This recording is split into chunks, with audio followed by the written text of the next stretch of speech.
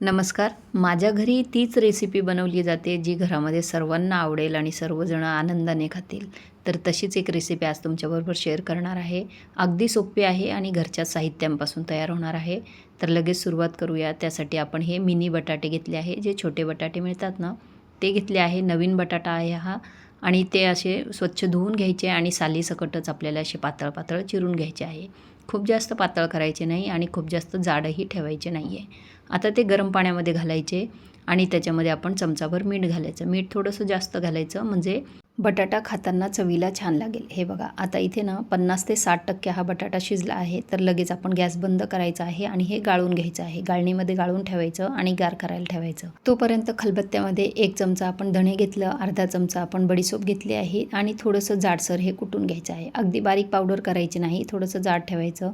आता इथे 1 ते 1.5 इंच आलं घेतलं आहे आणि अगदी बारीक बारीक चिरून घ्यायचं. सालं काढून घ्यायची आणि चिरून घ्यायचं. त्याचबरोबर 5 ते 6 लसूण पाकळ्या घेतल्या आहे आणि त्याही अगदी बारीक चिरून घेतल्या आहे. तुम्ही बघू शकता अशा बारीक चिरून घ्यायच्या.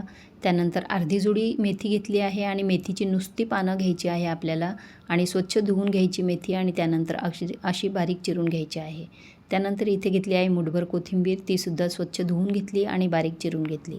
आता उकडून घेतलेला बटाटा एका मिक्सिंग बाउलमध्ये घालायचा, मेथी घालायची, कोथिंबीर घालायचं, त्याच्याबरोबर कुटलेलं आपण धणे आणि जे बडीशेप होती ना ते सुद्धा घालायचं आहे. त्याच्याबरोबर चिरून घेतलेले आलं लसूणही घालायचं. त्याच्याबरोबर 2 ते 3 हिरव्या मिरच्या अगदी पातळ चिरून घेतल्या त्यासुद्धा घालायच्या. त्याच्याबरोबर मसाले घेतले आहे तर 1 छोटा चमचा हळद, 1 छोटा चमचा काळी मिरी पूड, 1 छोटा चमचा गरम मसाला पावडर आणि प्रत्येकी 1 मोठा चमचा लाल तिखट, चाट मसाला आणि भाजलेल्या जिऱ्याची पूड घेतली आहे. त्यानंतर चिमूटभर हिंग घालायचं, 1 छोटा चमचा ओवा हातावर चुरून घालायचा, चवीपुरतं मीठ घालायचं आहे आणि त्याच्यानंतर आपण त्याच्यात 1 चमचा लिंबाचा रससुद्धा घालायचा आहे. याऐवजी तुम्ही इथे आमचूर पावडरचा सुद्धा वापर करू शकता.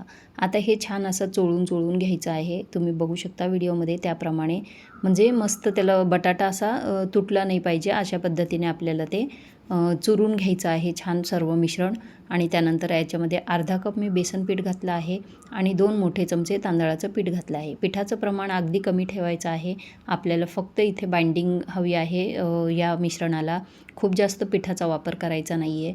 फक्त ते असं जुळून आलं पाहिजे तेवढंच. आता 1 ते 2 चमचे पाण्याचा असा हबका मारायचा अगदी थोडासाच आणि हे मिश्रण असं घट्टसर तयार करून ठेवायचं आहे. 5 मिनटंच ठेवायचं. 5 मिनटं ते मुरतं. त्याच्यानंतर आपण इथे एक प्लेट घेतली आहे आणि इथे जे आपण थालीपीठ थापायला जे कॉटनचे कापड वापरतो ना ते ओलं करून घेतलं आहे आणि पिळून घेतलं आहे. त्यानंतर ते प्लेटवर लावायचं आणि असं घट्ट धरून असं खालच्या बाजूने घट्ट त्याला धरायचं आहे. इथं वाटीमध्ये पाणी घेतलं आहे. हाताला पाणी लावून घ्यायचं आणि पिठाचा एक उंडा आपण तोडून घ्यायचा आहे. जरा मोठाच घ्यायचा आहे. तुम्ही जेवढा मोठा करू शकाल तेवढा मोठा करू शकता. आकार कितीही मोठा तुम्ही इथे देऊ शकता. आता जे ओलं कापड आहे त्याच्यावर ते उंडा ठेवायचा आणि ओल्या हाताने थोडंसं हाताला पाणी लावून नाही का असं जाडसर तसं थापून घ्यायचं आहे. तुम्ही बघू शकता इथे जसं आपण नाही का उडदाचे वडे वगैरे करतो ना त्या पद्धतीने ते थापून घ्यायचं आहे आणि कापड ओलं असल्यामुळे ते अलगदच निघून येतं. असं उलटं करायचं आणि काढून घ्यायचं. आता मीडियम टू लो गॅसवर हे आपल्याला तळायचं आहे. म्हणजे हे जाड असल्यामुळे ना आतपर्यंत तळलं गेलं पाहिजे, नाहीतर आतमध्ये कच्चं राहण्याची शक्यता असते. त्यासाठी ते मीडियम टू लो गॅसवर आपल्याला मध्ये असं थोडं कमी जास्त गॅस करून तळून घ्यायचं आहे. हे बघा अशा पद्धतीने छान गोल्डन ब्राऊन रंग आला आहे. आता याला आपण थोडंसं सर्व करताना काय करायचं, मुळा घ्यायचा आहे आणि मुळा किसून घेतला आहे तो घातला आहे त्याच्यावर आपण चिंचेची चटणी, पुदिन्याची चटणी घालायची, बारीक शेव घालायची आणि सर्व करायचं. याच्यावर तुम्ही नाही का अनारदाना वगैरे असेल ना ते सुद्धा घालू शकता.